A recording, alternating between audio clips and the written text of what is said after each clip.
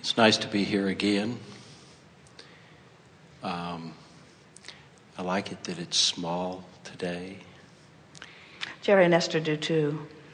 They have added some other Texas cities and realized that so many people were coming from other Texas cities. And Esther thought, maybe we should tell others that this is the last of the very small gatherings. And then she said, if we tell others, it won't be the last of the very small gatherings. So it'll just be our little secret. I knew it was a good marketing ploy that Jerry had come up with. What you're talking about today is very much resonating with the questions I've been having.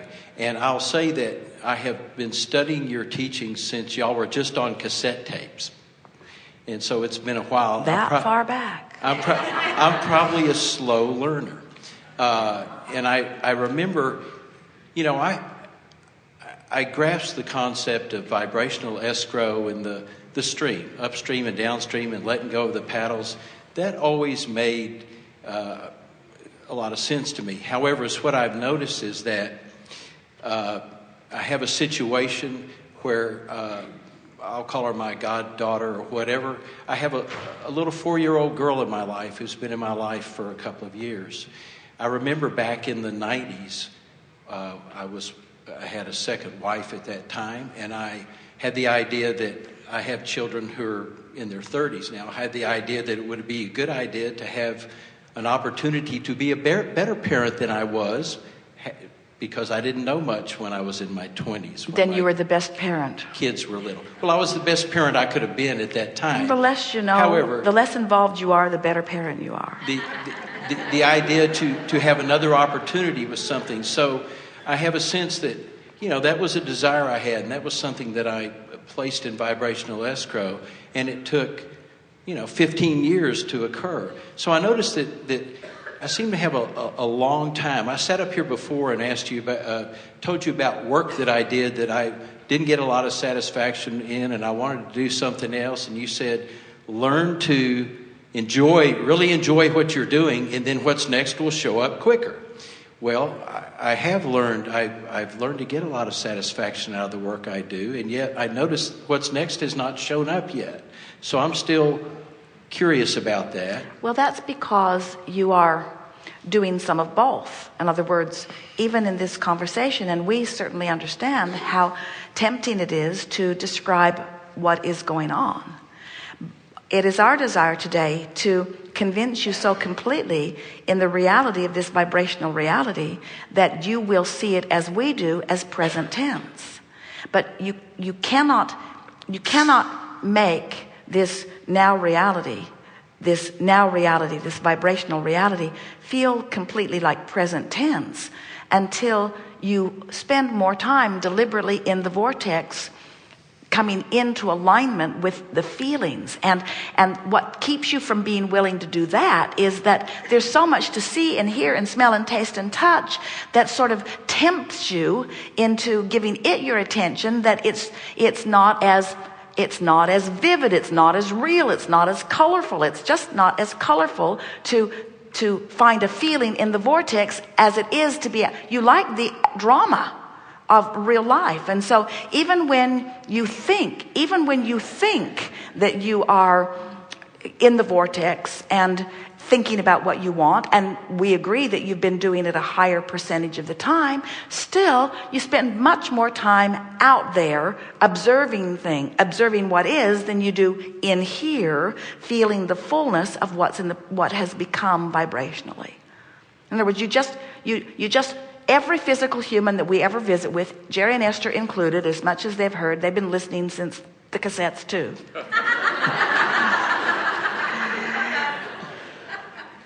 The now reality is compelling. It's just so vivid. And to close your eyes and feel your way into an emotional state just isn't that satisfying. But what we want to do is to give you enough processes that you train yourself into vibrational alignment with what's in the vortex, that then you can step back into the physical manifested reality world and maintain the vibration that you trained yourself while you're in the vortex. For example, We're going to hit this right on the nose for you, because we can feel the poignancy with which you're asking, and you're going to get this. So just relax. It is our promise to you, you will hear this.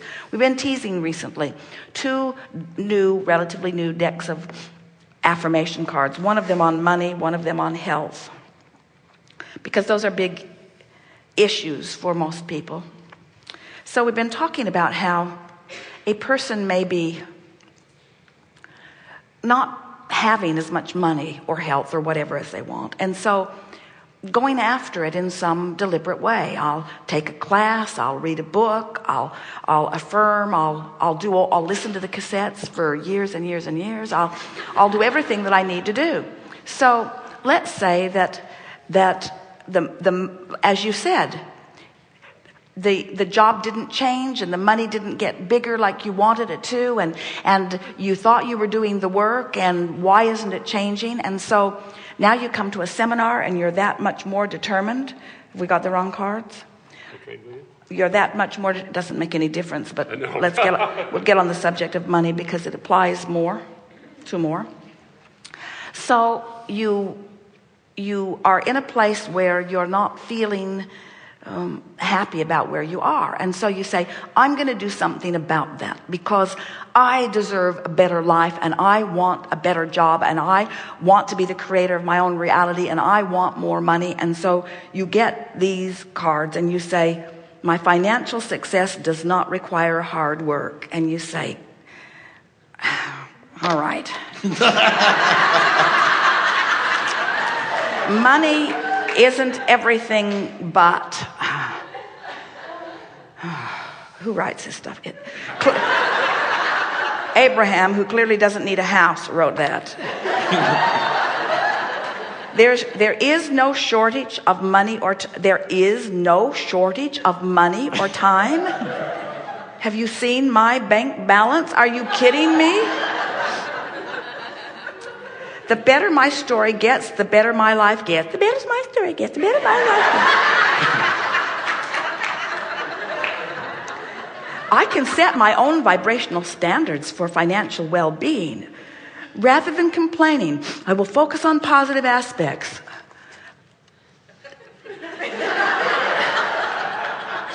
We see these all along the highway where they've been flung out of car windows. So what we're saying to you is, when you are in that place of observing the change that hasn't taken place yet, in other words, you're observing what is, even though you've been making the effort, you've been doing the work, we want you to understand that every effort that you make in an attitude of trying to fix something that is broken just holds you in that vibration of resistance longer. So everything that we've been telling you for all of those many years has been toward the beneficial experience for you to find yourself in your vortex where there is no resistance, and then practice the vibration of that.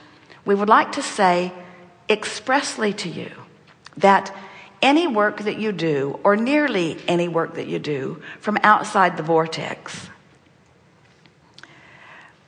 while it can improve your vibration to some degree, once you reach the place of understanding that you've come to, if you can accept the reality of the 2 vibrational aspects of you, and you can recognize that when you have those moments of high-flying good feeling, that means there's no resistance and you're in the vortex, and then from that vantage point you can do your affirming. Then, so are you with us so far?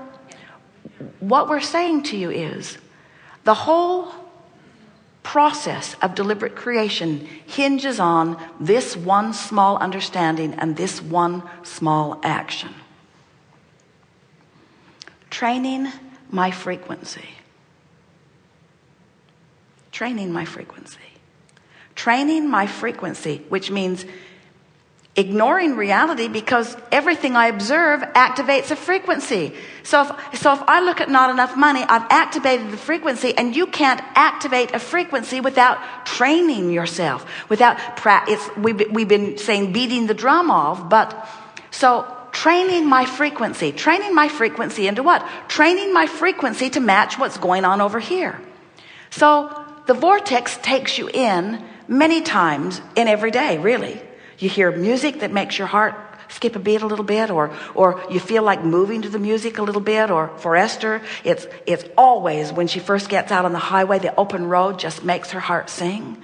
In other words, you have those thoughts that still are pure enough that every now and again you just sort of stumble blindly into the vortex. You do. We know you do, and you know you do too. And what we're suggesting is, if you will just keep an ear to the ground, so to speak, and recognize that you're in there, and then do your affirming from in the vortex, it feels so much different. In other words, I can set my own standards for financial well-being. I can have anything that I want. I even want to read the other side of that. What?